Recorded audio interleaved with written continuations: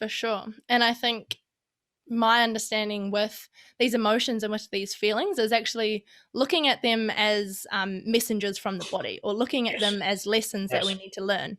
And if we yes, don't actually face up to them and we don't actually listen to them and take the time to feel them, then one, they're just going to manifest later. Two, they're going to become stored in our body and end up resulting in physical disease. yes, And three, we're just becoming further more and more disconnected from ourselves. So how you were saying coping mechanisms, I think that's awesome that, you've got your gym, you've got your release. I know for myself, my coping mechanism with my emotions for so long in my life was being busy. And this is such a detrimental thing that I realize now, because I was going through all this avoidance yeah, without feeling my emotions of being busy and taking on so many things. And then it developed into disordered eating, and it was just all these cascading of yes, distractions and avoidance, when really I was just becoming further and further disconnected from myself. So I yeah, think there's a really beautiful definitive difference between having coping mechanisms and also avoidance mechanisms. yes. And how do you think you dissociate between the two? Well, I think it in many cases becomes an awareness piece around, is this intentional or not? Mm, So the reality is all of us have got coping mechanisms for our emotions right now. You've got them by default or design. People go to alcohol or drugs or sex or whatever else to process and feel their way through their emotions. Um, it's whether or not it's serving you. mm, So when you look at it, I think an effective coping mechanism has very minimal downside or very minimal collateral damage. So, the coping mechanism, for example, of meditation or going to the gym and working out, or going for a walk and connecting with nature, or even I don't know, just spending some family time or reading a book. Those coping mechanisms, you would say, are better than other mechanisms like drugs or alcohol or something along those lines, not necessarily just from an ethical perspective or a moral high standing, but rather because they've got less collateral damage. They're not messing up one area of your life to try and appease one other area. So mm, I would look at the things that we've got going on in our lives and understand, okay, well, what are your current mechanisms for dealing with stress and pressure?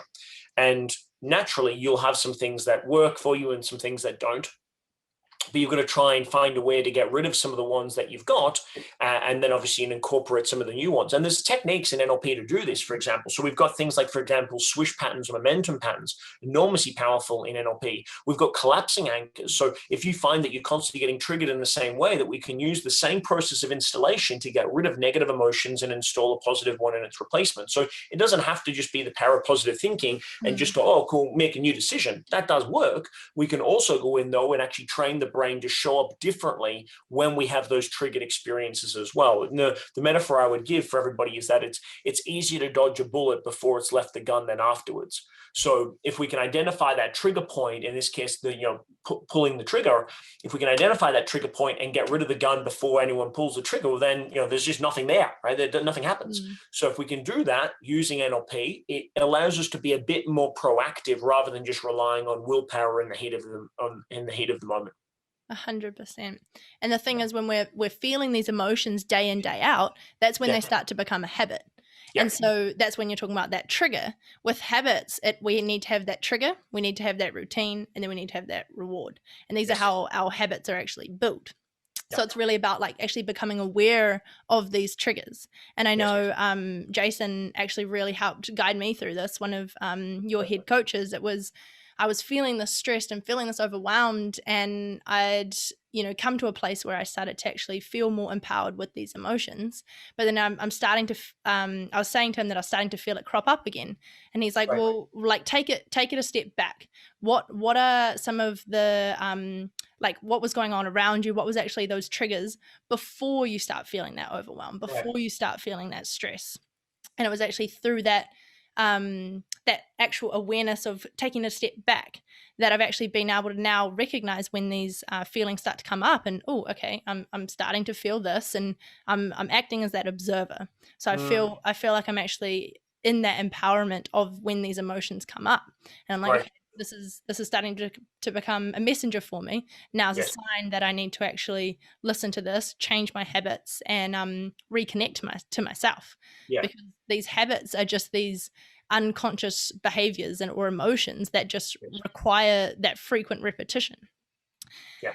And when we're doing this, the body just literally becomes the mind, and the Yeah. body just becomes this habitual unconscious process where we're Yeah. just living on autopilot, and Yeah. the past literally becomes the future.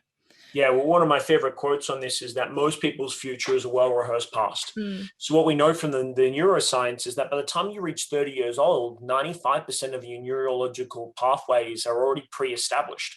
Now, that doesn't mean to say you can't change. It just means that of the billions that you'll establish in your life, 95% has already been done. That's because most of the things that you'll do in your life, you've already done at some point or experienced at some point or learned within the first 30 years of your life. So, coming from the principles you were sharing before, that comes from Charles Duhigg's book, Habit, Why We Do What We Do and How to Change It.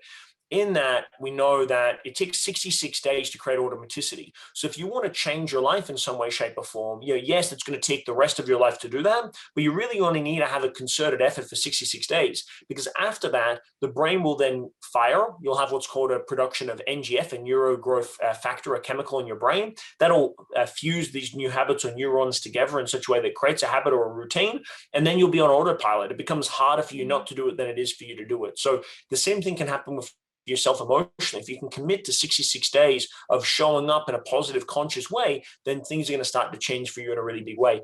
Another thing I would encourage everyone to be aware of is it's like almost like a diet, but it's like an emotional diet. We want to add some positive emotions in, right? But we also want to get rid of some negative ones.